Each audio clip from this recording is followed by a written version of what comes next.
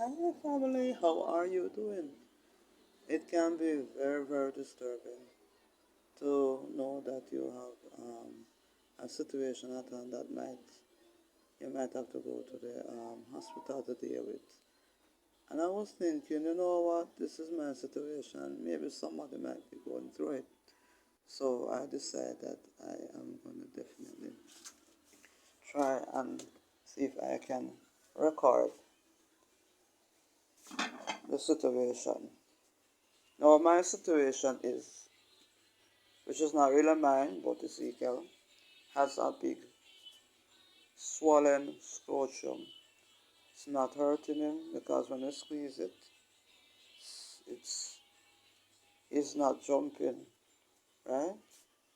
Um, so the situation, right? Scrotum is big. It is swollen. It's not painful. What can be done? So this was happening from last night. Last night this was happening, and what happened is we decided that. By the way, I am actually monitoring the neem, so I'm going to speak to you about. There it is boiling.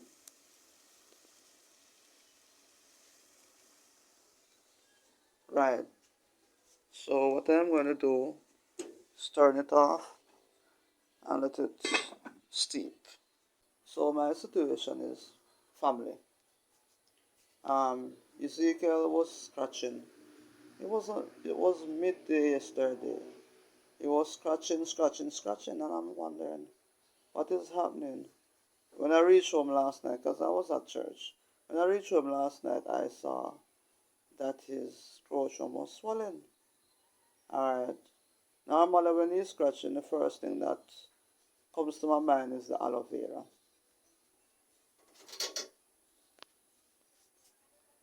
Yeah, this is the aloe vera. So I cut a piece and I used it last night. Alright, so what happened with these things though is you have to use them continuously. Right? I put some on it this morning and the scratching stopped. But the pom-pom is still, well, we call it pom-pom, scrotum, balls, it is still swollen and red. So what I have just done is I just boil the neem.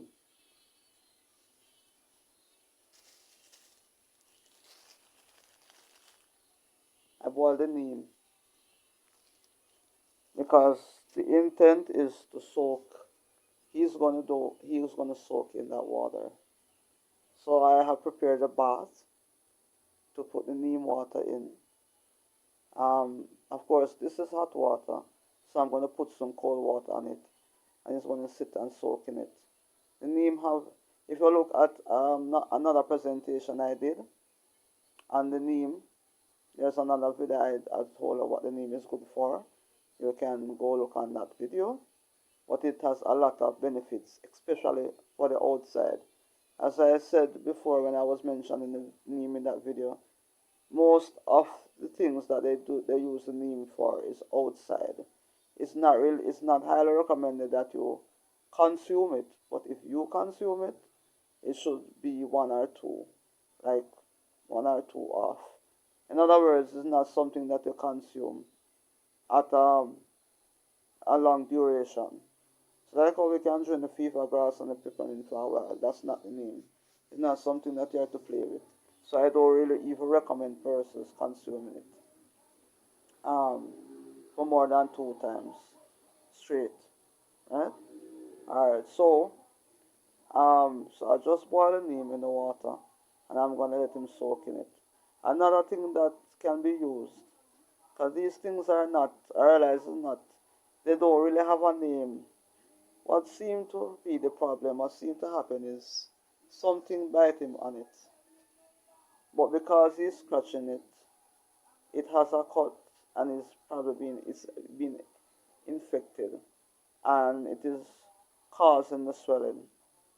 So another thing apart from the neem and the aloe vera, another thing that is recommended as well, olive oil. Olive oil has many medicinal properties, right? I'm going to use that tonight. So what I am doing, I like, you can stick to one and two things, but sometimes I like to use more than one to make sure that I am getting everything from all of them. Another recommendation as well is the apple cider vinegar. But the thing with the apple cider vinegar, it can be a bit harsh. So I am not going to use that. Probably I would have used it if I didn't have anything else to use. But I am going to use the olive oil, neem, well, the olive oil tonight, the neem now, because I'm going to let him soak in it. I used the aloe vera this morning, so it's not scratching him anymore.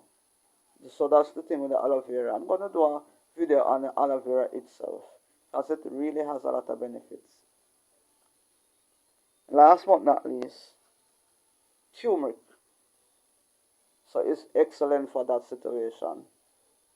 It can be frustrating, parents, of course, definitely. You need to share, especially for parents who have boys, right? It can be very frustrating when you see these things. You're thinking, no, the hospitals are all full.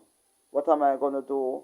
You know, the expense and all of that. When you have these simple things and you use them, trust me, it does a world of good. So how I'm going to use the turmeric? Turmeric is, I'm going to make a paste.